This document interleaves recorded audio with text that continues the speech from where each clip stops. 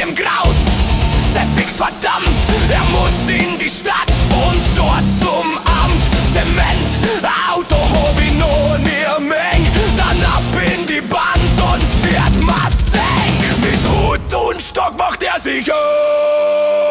Ich hab keine Lust, die ganzen Leid in ihrer Stadt und er muss Zeit, dann reden die allweils voll zu laut. Ich mag das nicht, mein Tag versaut. In der U-Bahn steht der Sepp ganz grantig, eingepfercht, die Kleidung schlampig. Die Menschen dort sind gar nicht nett, sie sind ihm zu nah, er fühlt sich fett an. Husten sie und niesen schnell, er sehnt sich stark nach seinem Keller. Wie komm ich da nur raus? Ich muss schnell weg aus diesem Graus. Da vorn, da ist er hebend, jetzt irgendwie klein gemeiner Weg. Mit Hut und Stock macht er sich auf. Au, au, au, au, au. Ai, ai, ai, ai, ai, ai, ai, au. Ich hab keine Lust, die ganzen Leid in ihrer Stadt und er muss Zeit, dann reden die allweils voll zu laut. Ich mag das nicht, mein Tag versaut.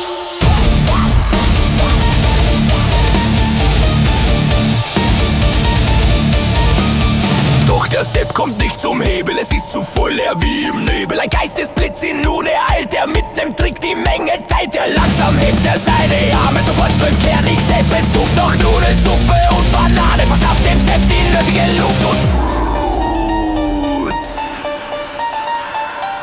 zieht er den Hebel stark.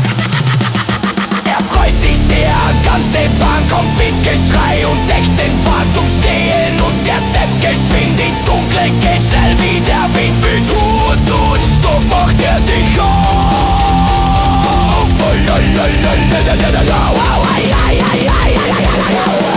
Ich hab keine